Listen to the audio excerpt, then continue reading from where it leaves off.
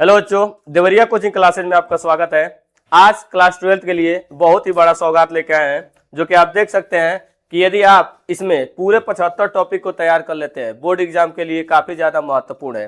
क्योंकि ये आप देखेंगे जो भी विगत वर्ष में 2025 में पेपर आया हुआ है, उन 2025 वाले क्वेश्चन में जितने 75 टॉपिक हैं, यदि इसके न्यूमेरिकल आप देखेंगे तो इन्हीं फार्मूले पर लगे हुए हैं। और साथ में जो भी थ्योरी आई हुई है, थ्योरी बहुत सारा, ये 75 टॉपिक जब आप पढ़ लेंगे इसी में से थ्योरी आई हुई है। और पीछे के यदि आपके पास अनसॉल्व पेपर है, वो सातों सेट को देखिए और ये 75 टॉपिक को देखिए, आप खुद देखेंगे क्या आपको आ रहा है। मतलब इसमें ये लगेगा आपको कि इसी टॉपिक से रिलेटेड सारे क्वेश्चन आए हुए हैं। यही जो टॉपिक है, यदि इस टॉपिक में आए हुए जितने भी फार्मूले हैं वो तैयार कर लेते हैं, तो बोर्ड में आने वाले जो न्यूमेरिकल है वो इसी फार्मूले से लग जाएंगे।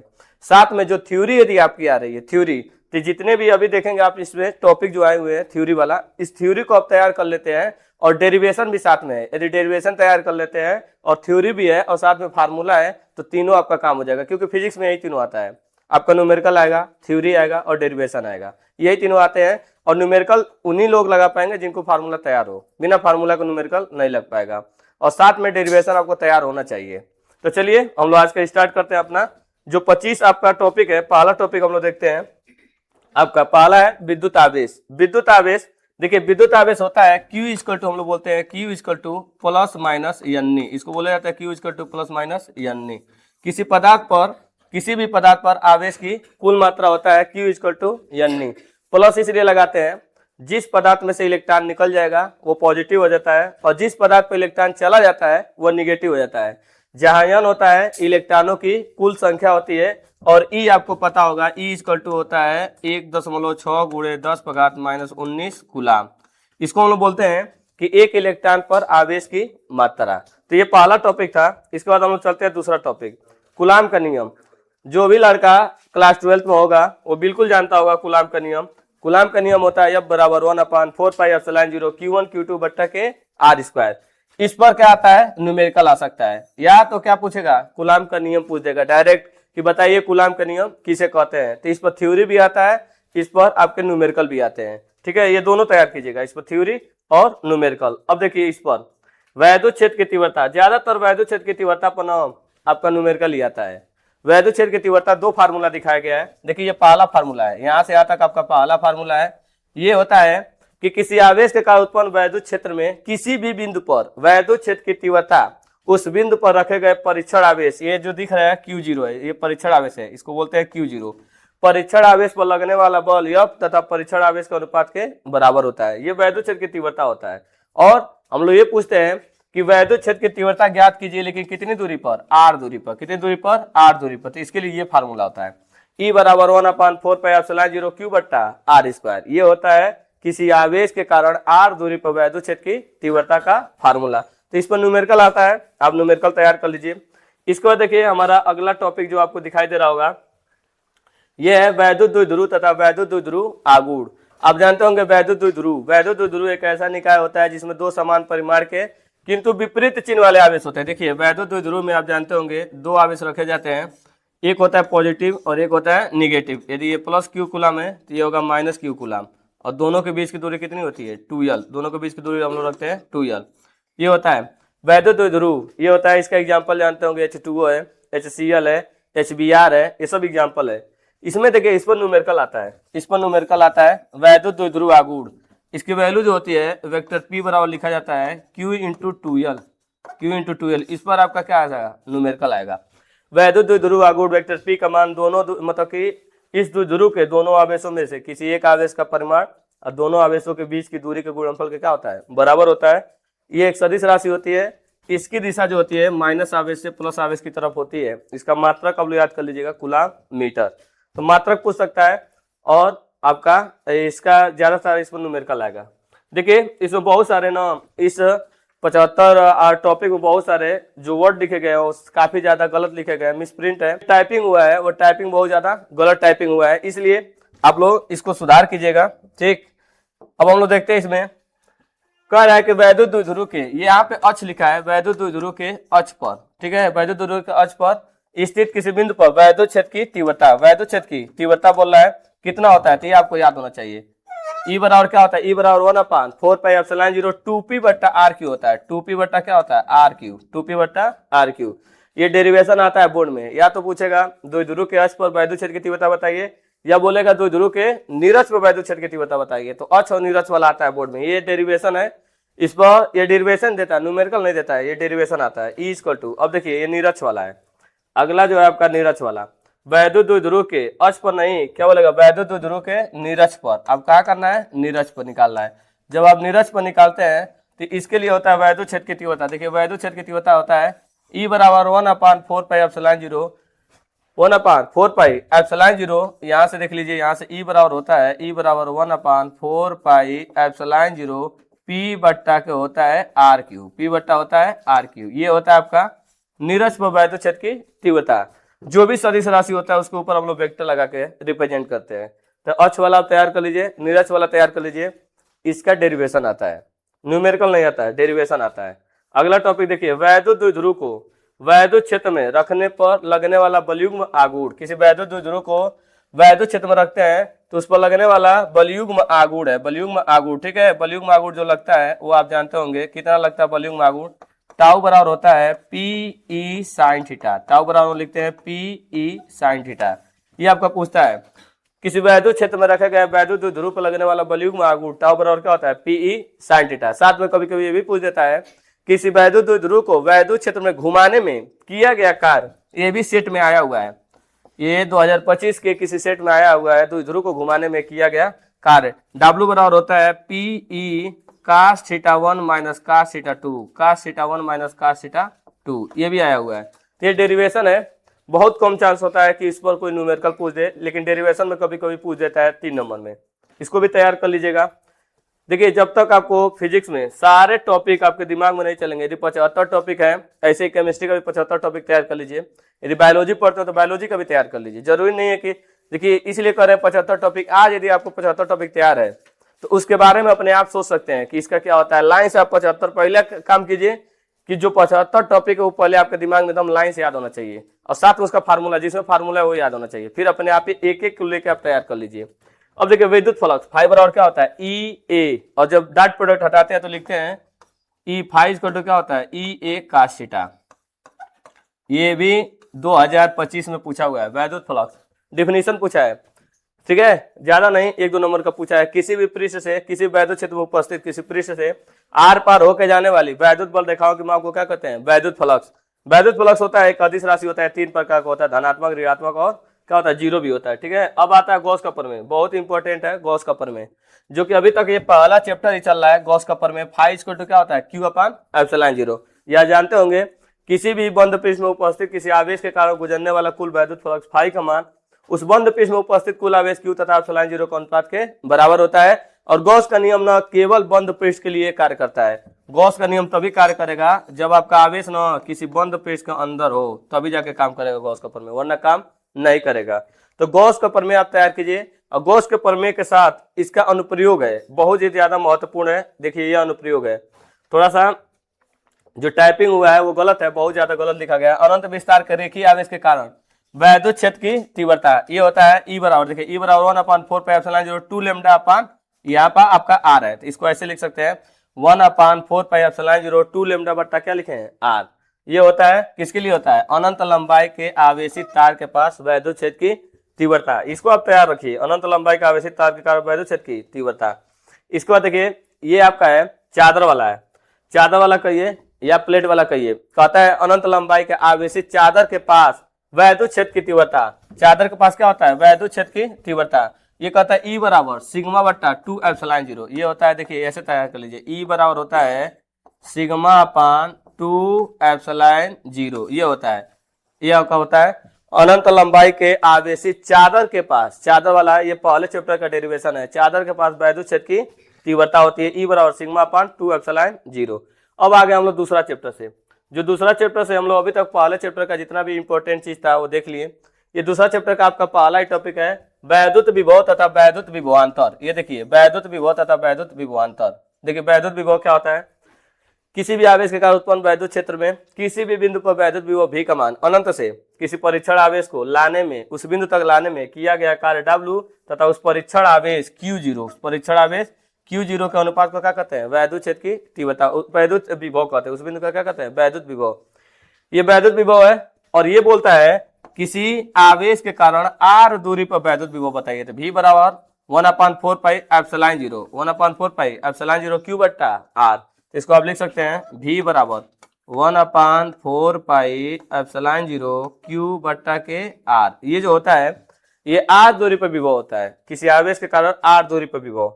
इसके बाद देखिए इलेक्ट्रॉन वोल्ट आया हुआ है, 1 नंबर में आया हुआ है इलेक्ट्रॉन वोल्ट। इलेक्ट्रॉन वोल्ट कहता है, इसका डिफिनीशन में पूछा है 1 नंबर में, ठीक है। किसी भी आवेश का उत्पन्न वैद्युत क्षेत्र में किसी इलेक्ट्रॉन को, किसी एक इलेक्ट्रॉन को एक बिंदु से दूसरे बिंदु तक ले जाने में किया गया कार्य 1 इलेक्ट्रॉन वोल्ट होता है जब दोनों बिंदुओं के बीच का विभवांतर क्या हो? दोनों बिंदुओं के बीच का विभवांतर 1 वोल्ट हो। और 1 इलेक्ट्रॉन वोल्ट बराबर होता है, 1 इलेक्ट्रॉन वोल्ट बराबर होता है 1.6 गुणे 10 घात -19, ये होता है 19 जूल होता है। 1.6 गुणे 10 घात -19 जूल। 1 इलेक्ट्रॉन वोल्ट बराबर इतना होता है, ठीक है। कभी भी याद रखिएगा, ये पूछ सकता है 1 इलेक्ट्रॉन वोल्ट कितने जूल के बराबर होता है, तो इतने जूल के बराबर होता है। इसका डिफिनीशन भी आपको तैयार रखिएगा। इलेक्ट्रॉन वोल्ट ऊर्जा का सबसे छोटा मात्रक होता है, ये भी आपको याद होना चाहिए। अब देखिए द्विध्रुव के अक्ष पर, वो लिखा गया है द्विध्रुव के अक्ष पर विभव, ठीक है। यहाँ पे अक्ष रहना चाहिए, द्विध्रुव के अक्ष पर।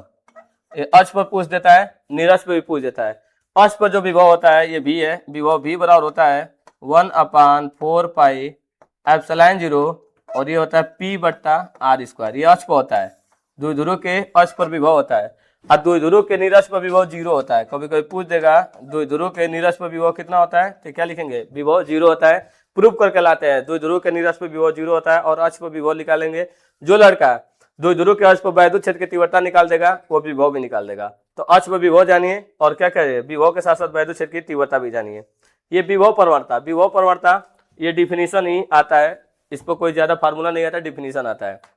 आप जानते होंगे विभव प्रवणता E बराबर होता है -dV बट्टा dx। विभव प्रवणता पूछता है, ठीक है, इतना याद रखिएगा। विभव प्रवणता होता है E बराबर होता है -dV बट्टा क्या लिखते हैं dx। इसको बोलते हैं किसी भी वैद्युत क्षेत्र में, इसका डिफिनीशन होता है किसी भी वैद्युत क्षेत्र में दूरी के सापेक्ष विभव परिवर्तन के ऋणात्मक दर को क्या कहा जाता है? विभव प्रवणता। आता है विभव प्रवणता, थ्योरी आता है विभव प्रवणता का। अब देखिए ये वाला टॉपिक, अब इसको आप लोग देखेंगे तो एक साथ 3 फार्मूला आपके सामने है, 3 फार्मूला। ये आता है पहला C बराबर Q बट्टा V। ये तब लगता है किसी चालक की धारिता, जब ये बोलता है किसी चालक की धारिता पता करना हो तो इसके लिए होता है C बराबर Q बट्टा V।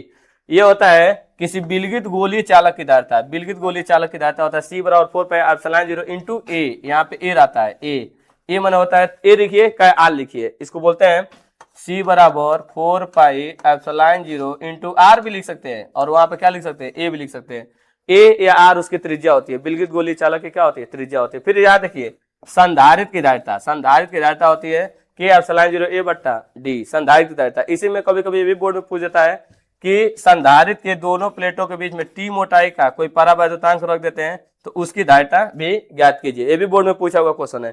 तो धारिता से इन्हीं तीनों में से, तीनों चारों में से पूछेगा। ज्यादातर संधारित्र की धारिता 2025 का सेट देखिएगा, 2025 के सेट में ना 5 से 6 बार आया हुआ है, 5 से 6 बार, 5 से 6 बार यही बस पूछा है ना, संधारित्र की धारिता, संधारित्र की धारिता, ये 5 से 6 बार आया हुआ है। और ऐसा कोई सेट नहीं है 2024, 2023, 2025, तीनों साल, 3 साल ले लिए, 4 साल ले लिए। सबसे ज्यादा इंपॉर्टेंट है, ये है सबसे ज्यादा इंपॉर्टेंट है संधारित्र की धारिता। संधारित्र की धारिता ये प्रूव करने के लिए आता है C बराबर के एप्सिलॉन 0 A बट्टा D। इसको बिल्कुल तैयार कर लीजिएगा, ठीक है। इसके बाद देखिए संधारित्र को जोड़ना, ये बहुत ही कम चांस है, बहुत ही कम चांस है। 2025 के सेट में हमको नहीं लग रहा है कि कहीं ये पूछा है, ठीक है। अब 2025 के सेट में नहीं पूछा है, लेकिन फिर मान लीजिए 2026 में आ सकता है, इसलिए इसको जोड़ लिया गया है। जब संधारित्र होता है उसको जब श्रेणी क्रम में जोड़ते हैं तो ये सूत्र होता है 1/C बराबर 1/C1 प्लस 1/C2 1/C3। और जब उसको श्रेणी क्रम में जो है समांतर में जोड़ते हैं, श्रेणी में जोड़ते हैं। प्रतिरोध का उल्टा है, प्रतिरोध वाला जोड़ेंगे तो प्रतिरोध का श्रेणी का होता है R बराबर R1 plus R2 plus R3। समांतर का 1/R होता है, जस्ट इसका क्या है? उल्टा है। इसके बाद देखिए ये वाला, इस पर ना ये आपका ना वो पूछा है, क्या कहते हैं, ऑब्जेक्टिव में पूछा है। इसका ऑब्जेक्टिव पूछता है, ये 4 भाई हैं एक साथ, एक होता है विद्युत प्रतिरोध। विद्युत प्रतिरोध का मात्रा क्या होता है? ओम। फिर आता है विद्युत चालकता। विद्युत चालकता विद्युत प्रतिरोध का उल्टा होता है, इसका मात्रक होता है ओम इनवर्स। फिर आता है विशिष्ट प्रतिरोध। विशिष्ट प्रतिरोध जो होता है उसका मात्रक होता है ओम मीटर। अब विशिष्ट चालकता जो होता है ओम इनवर्स मीटर इनवर्स। ये चारों हैं, कभी भी चारों का किसी का मात्रक पूछ सकता है। प्रतिरोध का ओम, विद्युत प्रतिरोध का ओम, विद्युत चालकता का ओम इनवर्स, विशिष्ट प्रतिरोध का ओम मीटर, और क्या कहते हैं विशिष्ट चालकता को ओम इनवर्स मीटर इनवर्स। ये आप तैयार कर लीजिएगा, इसका ना मात्रक के पूछता है। अब ये देखिए समविभव पृष्ठ, आप जानते हो एक ऐसा पृष्ठ होता है जिसके प्रत्येक बिंदु पर विभव का मान क्या होता है, समान होता है, और इस पर किया गया कार्य क्या होता है, 0। अनुगमन वेग पूछा है, अनुगमन वेग पूछता है थ्योरी में। अनुगमन वेग आप जानते होंगे VD से रिप्रेजेंट करते हैं। जब किसी भी चालक तार को किसी या बैटरी से जोड़ देते हैं तो चालक तार में जो मुक्त इलेक्ट्रॉन होते हैं वो एक निश्चित वेग से और एक निश्चित दिशा में गति करने लगते हैं, जिस वेग को क्या कहते हैं, अनुगमन वेग। और अनुगमन वेग का मान होता है 10⁻⁴ मीटर प्रति सेकेंड। ये पूछा है बोर्ड में।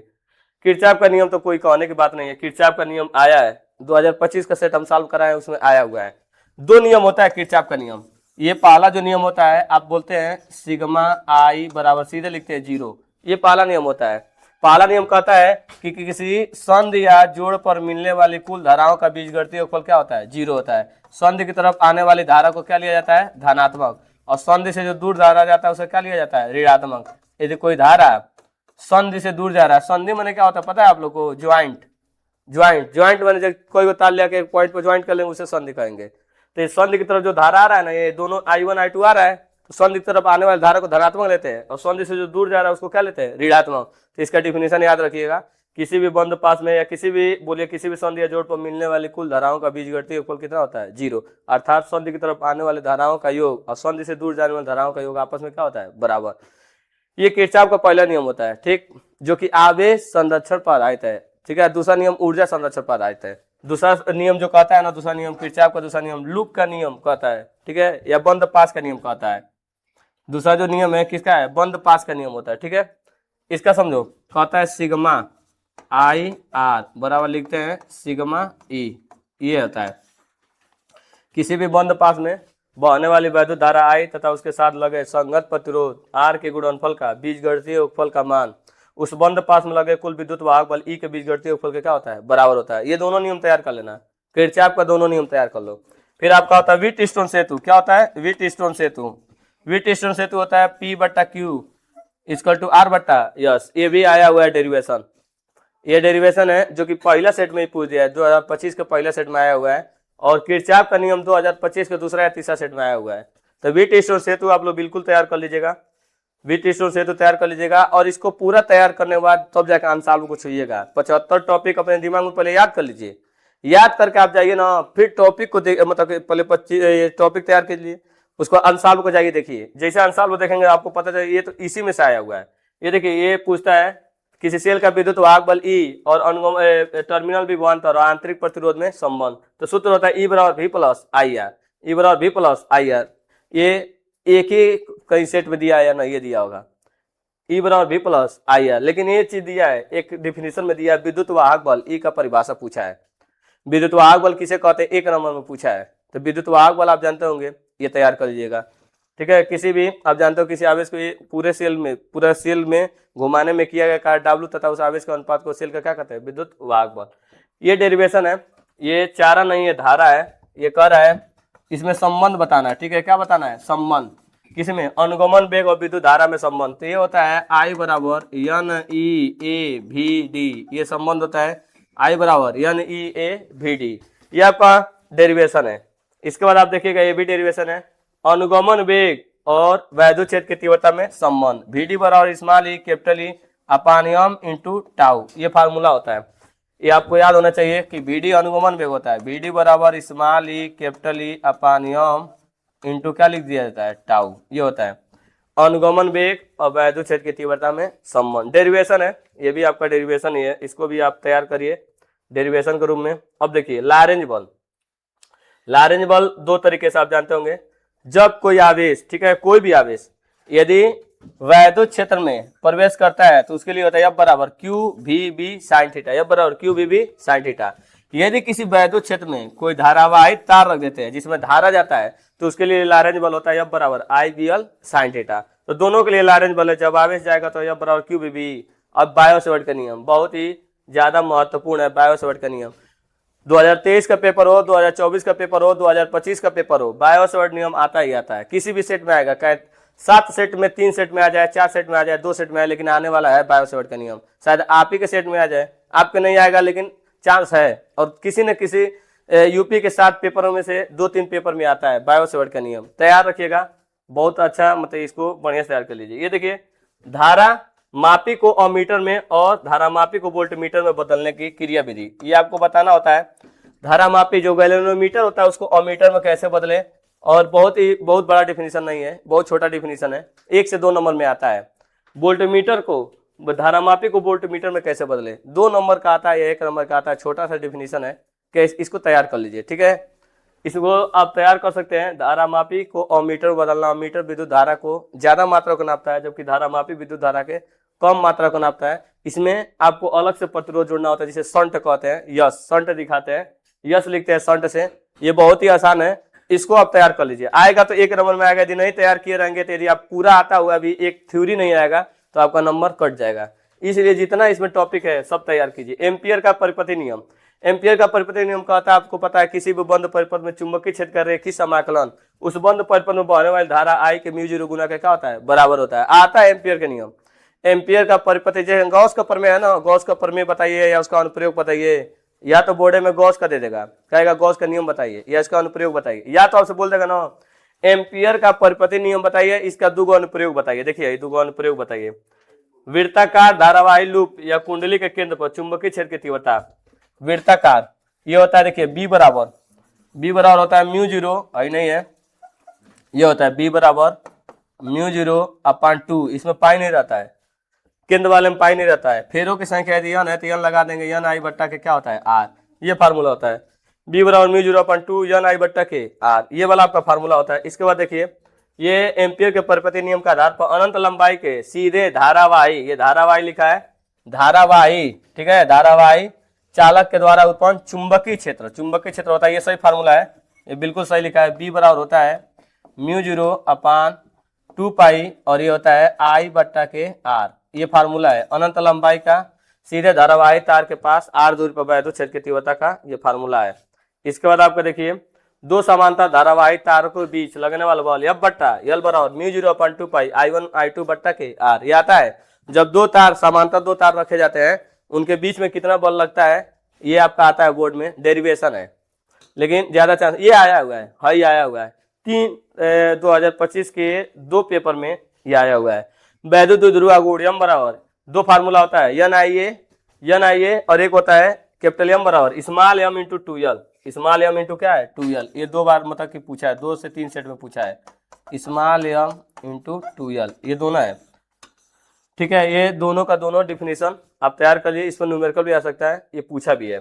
अनुचुंबकीय, परतोचुंबकीय, लौह चुंबकीय, ये तो किसी को बताने की जरूरत नहीं है, कितना ज्यादा इंपॉर्टेंट है। पहला सेट में भी आया हुआ है, शायद तीसरा सेट में आया है, चौथा सेट में लगभग, जैसे हम बोले ना वो क्या बोले, संधारित्र बोले ना, संधारित्र की धारिता बताइए, उसी तरह ये भी तैयार कर लीजिए। अनुचुंबकीय, परतोचुंबकीय, लौह चुंबकीय, आप खुद इसको तैयार कीजिए, फिर आप देखिए पेपर को, उसके बाद आपको समझ में आ जाएगा। ये देखिए, ये कह रहा है कि किसी भी चुंबकीय क्षेत्र में, जो चुंबकीय क्षेत्र होता है, किसी भी चुंबकीय क्षेत्र में एक धारावाही लूप पर लगने वाला बलयुग्म आघूर्ण टाउ बराबर, क्या बोलते हैं, टाउ बराबर, ये बोलते हैं टाउ बराबर होता है NIAB sin theta, NIAB sin theta, NIAB sin theta, ये फार्मूला होता है। टाउ बराबर NIAB क्या लिखते हैं, sin थीटा, ये याद कर लीजिए। ये बहुत कम चांस है इसका आने का, बहुत कम आया हुआ है। फैराडे का विद्युत चुंबकीय प्रेरण नियम, 2 नियम होता है, आप जानते होंगे फैराडे का 2 नियम होता है, ठीक है। एक न्यूमैन का नियम होता है, एक लेंज का नियम होता है। पहला आप जानते होंगे किसका नियम है, जो फैराडे है उसका न्यूमैन का नियम होता है, ये है आपका d फाई ई बराबर होता है E बराबर माइनस n, और लिखते हैं d फाई b बट्टा के dt, ये लिखा जाता है फैराडे का जो पहला नियम होता है। दूसरा नियम आपका होता है लेंज का नियम होता है। दोनों याद करिएगा, फैराडे का 2 नियम होता है, एक होता है लेंज का नियम और एक क्या होता है, न्यूमैन का नियम। ये देखिए, ये गलत टाइपिंग हुआ है, यहाँ पर आपका रहेगा स्वप्रेरण तथा स्वप्रेरण गुणांक, इसको बोलते हैं आप लोग स्वप्रेरण, ये होता है स्वप्रेरण तथा लिख सकते हैं हम लोग, क्या लिखते हैं, स्वप्रेरण गुणांक, स्वप्रेरण, और लिखते हैं हम लोग स्वप्रेरण गुणांक, ये आपको तैयार रखिए। सौ प्रेरण पहला चैप्टर में पूछा हुआ है, पहला सेट में 2025 के पहले सेट में वो आया हुआ है। सौ प्रेरण गुणांक जो होता है ई बराबर होता है -l डी बट्टा डी टी। ए पर न्यूमेरिकल आया है, इस पर न्यूमेरिकल आया हुआ है सेट में, और पहले सेट में भी आया है और भी सेट में भी आया हुआ है। तो ये फार्मूला आप तैयार कर लीजिए, ई बराबर -l डी बट्टा डी टी। या एल बराबर क्या लिख सकते हैं, -e डी ई बट्टा डी एल बट्टा, या डी एल नहीं रहेगा डी आई है यहाँ पर, डी आई बट्टा डी टी। यही फार्मूला याद कर लीजिए, ई बराबर -l डी आई बट्टा डी टी। इसी को तिर्यक गुणा करके फार्मूला बनाया गया है। इसके बाद देखिए अन्योन्य प्रेरण, या तो स्वप्रेरण या तो अन्योन्य प्रेरण। स्वप्रेरण गुणांक या अन्योन्य प्रेरण गुणांक। अन्योन्य प्रेरण गुणांक ई बराबर होता है -m डी आई बट्टा डी टी। इसको तैयार कर लीजिए दोनों को। अब आ गया प्रत्यावर्ती धारा। प्रत्यावर्ती धारा को जो होता है ना, प्रत्यावर्ती धारा का वर्ग माध्य मूल मान, प्रत्यावर्ती धारा का वर्ग माध्य मूल मान। ये पूछता है वी आर एम एस। देखिए वी आर एम एस बराबर होता है V0 बट्टा √2, ये होता है वी आर एम एस। या पूछ देगा आई आर एम एस बराबर होता है आपका I0 बट्टा √2। इस पर न्यूमेरिकल पूछता है बोर्ड में, इस पर न्यूमेरिकल पूछता है। वोल्टेज दिया रहेगा, वोल्टेज का अधिकतम मान दिया गया, पूछ देगा वी आर एम एस बताइए। या वी आर एम एस दिया रहेगा, कहेगा वोल्टेज का अधिकतम मान बताइए। आई आर एम एस दिया रहेगा, बोल देगा विद्युत धारा का, प्रत्यावर्ती धारा का अधिकतम मान बताइए। तैयार कर लीजिएगा, फार्मूला बहुत बड़ा नहीं है। एलसीआर जैसे तीन चीज देखिए, प्रत्यावर्ती आपका बताएं, संधारित्र की धारिता बताइए, अनुचुंबकी प्रतिचुंबकी लौह चुंबकी बताइए, वैसे ही एलसीआर बताइए। अभी तक आपका इंपॉर्टेंट चीज है एलसीआर बहुत आता है। वाटहीन धारा ट्रांसफार्मर आया हुआ है, पहले सेट में आया हुआ है ट्रांसफार्मर। वाटहीन धारा भी, वाटहीन नहीं है, वाटहीन है, ठीक है। इसको तैयार कर लीजिए। वाटहीन धारा आता है, वाटहीन धारा, ठीक है। ये ऐसा धारा होता है, ऊर्जा क्षय नहीं होता है, वाटहीन धारा डिफिनीशन आता है इसको, वाटहीन धारा। अब बाकी ट्रांसफार्मर भी आता है पूरा डिफिनीशन के साथ। तो ट्रांसफार्मर, अनुचुंबकी प्रतिचुंबकी और आपका समांतर प्रेरण संधारित्र, एलसीआर, ये सब बहुत इंपॉर्टेंट चीज है। विद्युत चुंबकीय प्रेरण से विद्युत चुंबकीय तरंगे, ये भी इंपॉर्टेंट है जी। विद्युत चुंबकीय तरंगे और इनके गुण, विद्युत चुंबकीय तरंगे और क्या क्या याद करना है, इनके गुण बिल्कुल तैयार कीजिए। विद्युत चुंबकीय अवधारणा, ये है मैक्सवेल वाला, मैक्सवेल का विद्युत चुंबकीय तरंग सिद्धांत, उससे ज्यादा इंपॉर्टेंट है, उससे ज्यादा हाई इंपॉर्टेंट है। विद्युत चुंबकीय तरंगे किसे कहते हैं और इनके गुण बहुत ज्यादा इंपॉर्टेंट है, तैयार कर लीजिएगा, ये आया हुआ सेट में। अब देखिए हम लोग चलते हैं प्रकाश वाले लेसन से। प्रकाश वाला लेसन जो बोलता है कि ये प्रिज्म वाला सूत्र है। प्रिज्म वाले के लिए आता है n बराबर sine a plus delta m है, डेल्टा m बट्टा 2 साइन a बट्टा 2। इसको ऐसे लिखते हैं, इसी को n बराबर साइन लिखेंगे a प्लस डेल्टा m बट्टा के 2 और लिखते हैं साइन a बट्टा के 2। ये आता है, बोलता है प्रिज्म के लिए अपवर्तनांक का सूत्र बताइए। डेरिवेशन है, ये आपका डेरिवेशन है, डेरिवेशन आप देखिए। उसके बाद देखिए गोलीय पृष्ठ के लिए अपवर्तन का सूत्र, अपवर्तन का सूत्र है, ठीक है। अपवर्तन का क्या लिखा है, अपवर्तन का ये सूत्र है, ये n2 बट्टा v माइनस n1 बट्टा u equal to n2 minus n1 बट्टा r। ये भी डेरिवेशन है गोलीय पृष्ठ के लिए, या तो अवतल गोलीय पृष्ठ हो या उत्तल गोलीय पृष्ठ हो, आता है n2 बट्टा v माइनस n1 बट्टा u n2 माइनस n1 बट्टा r। इसके बाद आपका लेंस मेकर का सूत्र है, लेंस मेकर का सूत्र बहुत इंपॉर्टेंट है। 1/f बराबर n-1 1/r1 माइनस 1/r2। या तो लेंस मेकर दे देता है या तो लेंस मेकर पर सवाल दे देता है, न्यूमेरिकल दे देता है। सूक्ष्मदर्शी, सूक्ष्मदर्शी नहीं, सूक्ष्मदर्शी, सूक्ष्मदर्शी आता है, सूक्ष्मदर्शी आएगा, ठीक है। आपका बोर्ड में सूक्ष्मदर्शी आएगा, दूरदर्शी आएगा, परावर्तित, तीनों में से एक आएगा। तीनों में से 2025 में पेपर हुआ था, हर एक सेट में कभी सूक्ष्मदर्शी देता है तो दूरदर्शी परावर्ती हटा देगा। ये कहने का मतलब ना, तीनों में से कोई एक दे देता है। ये 2026 में तुम पेपर देने जाओगे, समझ में आ रहा है, तो कोई एक दे देगा, कोई भी एक दे देगा, या तो कोनो दे सकता है। अब आप तीनों को तैयार करना पड़ेगा, कौन आएगा ये आपको थोड़ी पता है, इसलिए तीनों आप तैयार कर लीजिए। हाइगेंस, हाइगेंस के द्वितीय तरंगिकाओं का सिद्धांत आता है, हाइगेंस के द्वितीय तरंगिकाओं का 3 सिद्धांत है, तैयार कर लीजिएगा। और साथ में इसके द्वारा, हाइगेंस के द्वारा कैसे हम लोग परावर्तन का सूत्र प्रूव करते, देखिए ये वाला है। हाइगेंस के द्वारा कैसे हम लोग क्या करेंगे, प्रकाश का परावर्तन प्रूव करेंगे, और हाइगेंस के द्वारा कैसे हम प्रकाश का अपवर्तन प्रूव करेंगे। ये भी आपका बोर्ड में बार बार पूछने वाला सवाल है। अब व्यक्तिकरण, विवर्तन, एक तो पूछता है व्यक्तिकरण किसे कहते हैं। पहला सेट में आया हुआ है कि व्यक्तिकरण और विवर्तन में अंतर बताइए, पहले ही सेट में आया है व्यक्तिकरण विवर्तन में अंतर बताइए। या तो कभी कह देगा व्यक्तिकरण किसे कहते हैं, और साथ में कहेगा इसकी शर्तें बताइए। इसके बाद देखिए आपका ये देखिए हाई दोनों, ये ना सबसे ज्यादा तकलीफ जो देती है ना क्लास 12 वालों के लिए, दो चीज है। यंग का द्विक स्लिट वाला प्रयोग ये बच्चे डेरिवेशन कर ही नहीं पाते हैं, कर नहीं पाते हैं। और आपको बता दें दूसरा या तीसरा सेट में है दोनों दे दिया है, दोनों दे दिया, या तो ये कीजिए अथवा में, या तो है कीजिए, दोनों को दोनों दिया 55 नंबर का, या तो ना। लेकिन फायदा ये मिलता है जो 5 नंबर का देता है, 6वां 7वां 8वां 9वां यही देता है। 6वां देगा 5 नंबर का, उसमें 2 रहेगा, या तो पहला कीजिए या तो दूसरा कीजिए। 8वां में करके देता है, 7वां में 2 रहेगा, 8वां में 2 रहेगा, 9वां में 2 रहता है। तो मैंने क्या किया था, यो दे दिया था और साथ में यो दे दिया था। लीजिए दोनों कीजिए, दोनों में किसी एक को। हम तो कह रहे हैं दोनों तैयार कर लीजिएगा, तैयार कर लेंगे तो फायदा में रहेंगे। 5 नंबर में सीधे आता है। और देखिए प्रकाश विद्युत प्रभाव, प्रकाश विद्युत प्रभाव लिखा है। प्रकाश विद्युत प्रभाव या बोलते हैं प्रकाश विद्युत उत्सर्जन का नियम। सूर्य से आने वाले उच्च आवृत्ति के प्रकाश किरणें धातु की सतह पर गिरती है तो धातु की सतह से इलेक्ट्रॉनों का करने लगती है, बाहर निकालने लगती है। इस घटना को क्या कहते हैं, प्रकाश विद्युत प्रभाव या प्रकाश विद्युत उत्सर्जन। फिर आपका आता है देहली आवृत्ति और देहली तरंगदैर्घ्य और कार्यफलन। ये तीनों एक साथ ही रहते हैं, सब कभी आते हैं सब देहली आवृत्ति। तीनों में कुछ डिफिनीशन में 1 नंबर में आता है, या तो देहली आवृत्ति, या तो देहली तरंगदैर्घ्य, या तो क्या आ जाएगा कार्यफलन। तीनों में से देहली आवृत्ति, देहली तरंगदैर्घ्य, तरंगदैर्घ्य, देहली तरंगदैर्घ्य, तरंगदैर्घ्य, कार्यफलन, ये तीनों में से कुछ एक दे देगा। ये निरोधी विभव भी आ सकता है। ये ना जो बता रहे हैं थ्योरी है 1-1 नंबर का, ये आपका 3 नंबर में आता है। प्रकाश विद्युत प्रभाव के द्वारा आइंस्टीन का नियम, E बराबर W, E जो ऊर्जा होती है, W कार्यफलन होता है, की क्या होता है गतिज ऊर्जा, ये आता है। आइंस्टीन का प्रकाश विद्युत समीकरण दीजिए, आइंस्टीन वाला आता है, पूरे 3 नंबर में आएगा, तैयार करिए। साथ में इसके साथ न्यूमेरिकल दे देगा तो मिला के 5 नंबर का आ जाएगा। दी ब्रोगली तरंगदैर्घ्य, ये आपका ऑब्जेक्टिव में आता है जी, ये ऑब्जेक्टिव में आता है। और बहुत सारे ऑब्जेक्टिव में हर साल ये पूछा गया, हर ऑब्जेक्टिव में पूछ देता है, ऑब्जेक्टिव के लिए आता है, ये तैयार करिए। फार्मूला कुछ पूछ देगा ऑब्जेक्टिव में। रदरफोर्ड का परमाणु मॉडल और इसकी कमियां, थ्योरी है आप जानते हैं, और ये भी आया हुआ कई सेट में आया हुआ है। इसके साथ बोर का परमाणु मॉडल और बोर के परमाणु मॉडल की कमियां। बंधन ऊर्जा, बंधन ऊर्जा यह कौन सी ऊर्जा है, बंधन ऊर्जा, बंधन ऊर्जा है। और आपका क्या है, आयनन विभव है, बंधन ऊर्जा आयनन विभव, ये तैयार कर लीजिए। हाइड्रोजन स्पेक्ट्रम, लाइमन श्रेणी, बामन श्रेणी, पासन श्रेणी, फुंड श्रेणी, ब्रैकेट श्रेणी, बहुत कम चांस है आने का, ठीक है। 2025 वाले में बहुत कम चांस है, 1-2 सेट में पूछा होगा या नहीं, ये पूछा होगा तो बहुत ज्यादा इसका नहीं है। लेकिन फिर भी मान लीजिए 25 में नहीं है तो 26 में पूछ सकता है। तो अभी आपके पास टाइम है। नाभिकीय संलयन, नाभिकीय विखंडन, समस्थानिक समभारी समन्यूट्रॉनी, ये तो आया हुआ है बहुत सारे सेट में। समस्थानिक समभारी समन्यूट्रॉनी बहुत सेट में आया हुआ है। और नाभिकीय संलयन कम आया लेकिन हर तीनों आया है, समस्थानिक समभारी समन्यूट्रॉनी। द्रव्यमान क्षति, द्रव्यमान क्षति भी आया हुआ है जी, बहुत ज्यादा द्रव्यमान क्षति, ठीक है। द्रव्यमान क्षति तैयार कर लीजिएगा। सूत्र देख रहे हैं, डेल्टा ई बराबर डेल्टा एम सी स्क्वायर।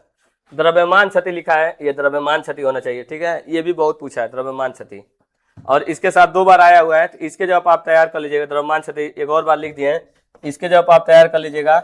युग्म उत्पादन, युग्म विन्यास, ये तैयार कर, युग्म उत्पादन और युग्म विन्यास दोनों तैयार कर लीजिएगा। युग्म उत्पादन और युग्म विन्यास, ठीक है, तैयार कर सकते हैं। युग्म उत्पादन, ठीक है, और क्या लिखेंगे, युग्म विन्यास, युग्म विन्यास, ये भी कभी कभी बोर्ड में पूछ दिया है, युग्म उत्पादन युग्म विन्यास। इसके बाद देखिए अब बहुत ज्यादा नहीं बचा हुआ है, अब लास्ट ही चल रहा है। नाभिक के बाद अब आएगा पी टाइप का अर्धचालक, एन टाइप का अर्धचालक, ये भी 1 नंबर में है। बस सिंपल, पी टाइप का अर्धचालक किसे कहते हैं, पी टाइप में कोटर होते हैं, एन टाइप में क्या होते हैं, मुक्त इलेक्ट्रॉन होते हैं। विभव प्राचीर या विभव प्राचीर या प्राचीर विभव, पी एन संधि डायोड, आप जानते होंगे पी एन संधि डायोड। उसके बाद अग्र अभिनत उत्क्रम अभिनत, ये थ्योरी है, अग्र अभिनत उत्क्रम अभिनत। अर्ध तरंग दृश्य का, ये 25 नंबर बोर्ड में दोनों है, सब दोनों में से एगो आता है हर सेट में। या तो दे देगा अर्ध तरंग दृश्य कार्य बताइए, वो नहीं देगा तो पूर्ण तरंग दृश्य कार्य दे देगा। तो ये पूरा यदि 25 टॉपिक एक बार आप पूरा पढ़िए, 25 टॉपिक 75 टॉपिक है, ये पूरे 75 टॉपिक को एक बार पढ़िए। पढ़ने के बाद पूरा 75 पूरा तैयार दिमाग में डाल लीजिए। जब हो जाएगा इसके बाद जाइए अनसॉल्व लगाइए, अनसॉल्व का क्वेश्चन लगाइए मत, बस अनसॉल्व का क्वेश्चन देखिए, आप देखेंगे खुद देख लेंगे कितना क्वेश्चन इससे आपको समझ में आ रहा है। यही टॉपिक तैयार रहेगा तो पूरा बहुत सारा क्वेश्चन, मुश्किल से ना कुछ ही क्वेश्चन छूटेगा, बाकी सारा क्वेश्चन 90% क्वेश्चन इसी से हो जाएगा, ठीक है।